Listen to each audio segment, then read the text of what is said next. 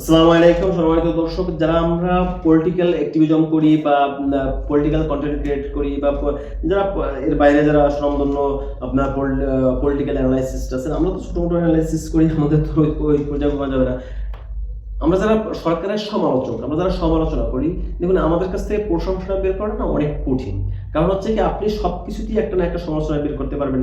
আমি যেন আপনাকে উদাহরণ হিসেবে বলি, যেন আপনি এখন শীতকাল, আপনি শীতকালে সমালোচনা আপনি সমালোচনা এই শীতকালে হাত পা ফেটে যায়, বাইরে যায় না, কাপড় চোপড় আপনার হয় না, আপনার মোটা কাপড় পরা লাগে, তার মানে কি শীতকালে পর গরমকাল ভালো?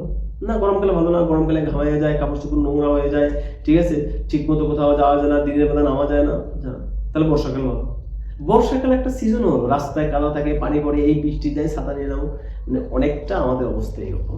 আমরা চাইলেও সাধারণত হচ্ছে, যেহেতু আমরা সরকারের সমালোচনা করি বা সরকারের সমালোচক, আমাদের সাথে সরকারের সাথে ব্যক্তিগত কোনো শত্রুতা নেই। আমরা সমালোচনা করি সরকারের নাম মূলত একটা কাজের।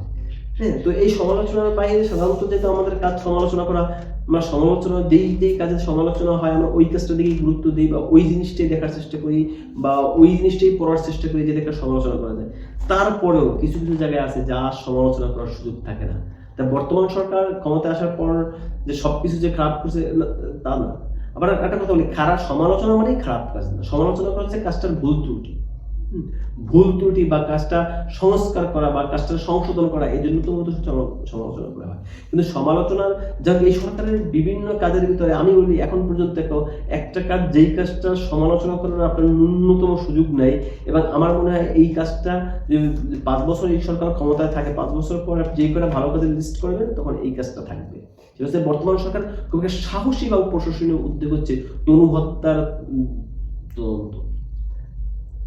2024 অক্টোবর মাসে ইন্টারিম গভর্নমেন্ট আসার পর তনু হত্যার মামলার যে তদন্ত কর্মকর্তা চেঞ্জ করে দেন। এর আগে বেশ কয়েকবার তদন্ত কর্মকর্তা চেঞ্জ হয়েছে, কোনো কিছু হয় না, কোনো কাজবাজ হয়নি। কিন্তু এই সরকারের আমলে সর্বশেষ যেটা হয়েছে, যে তনু হত্যার যে আপনার স্যাম্পল বা যেটা ডিএনএ স্যাম্পল, যেটা এই ডিএনএ স্যাম্পলটা ম্যাচিং করার জন্য আদালত নির্দেশ দিয়েছে।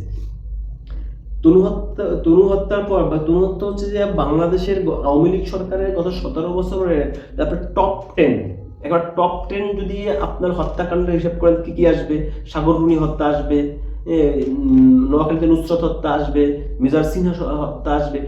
এভাবে আপনার 10টা খুনের ভিতরে একটা আলোচিত খুন হচ্ছে যে তনু হত্যা। এই তনু হত্যার পর সেনাবাহিনীর যেমন তখন এতটা প্রভাব বিস্তার করেছে যে সরকার অসহায় হয়ে গেছে। এই তখনকার অবস্থাটা তো আসলে বড় না, সারা বাংলাদেশে আন্দোলন দেশ আর কি তোলপাড় হয়ে গেছে।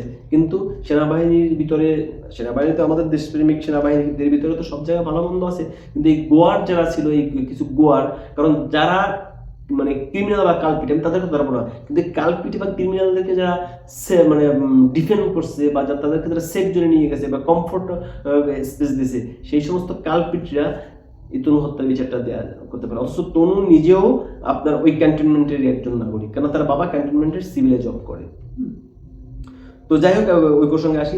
তনু হত্যা মামলার যে প্রথম যে তদন্তটা হয়েছিল, সেই তদন্তটা মানে যে আপনার ফরেন্সিক যে রিপোর্ট ছিল, সেইখানে তনু হত্যার ধর্ষণের কোনো আলামতি নাকি তারা পায়নি। এরপর যখন দ্বিতীয়বার এই সে আপনার তদন্তের উপরে তনুর বাবা নারাজি দেয়, তখন বাধ্য হয়ে এটা পিবিআই এর কাছে যায়। পিবিআই যখন পরবর্তীতে আবার ফরেনসিক টেস্ট করে, তখন দেখা যায় ধর্ষণের স্যাম্পল পাওয়া গেছে এবং তনুর কাপড় থেকে 3 জনের স্যাম্পল পাওয়া গেছে। কল্পনা করতে পারেন, 3 জন লোকের স্যাম্পল পাওয়া গেছে। হয় তাকে 3 জন মিলে ধর্ষণ করছে, অথবা 3 জন মিলে খুন করছে, বা দেখা গেছে একজন ধর্ষণ করছে, বাকি 3 জন খুন করছে, অথবা একজনই ধর্ষণ করছে, একজনই খুন করছে, বা পরবর্তীতে আরো 2 জন তাদের হেল্প করছে, বিভিন্ন কারণ হতে পারে। কিন্তু 3 জনের স্যাম্পল পাওয়া গেছে।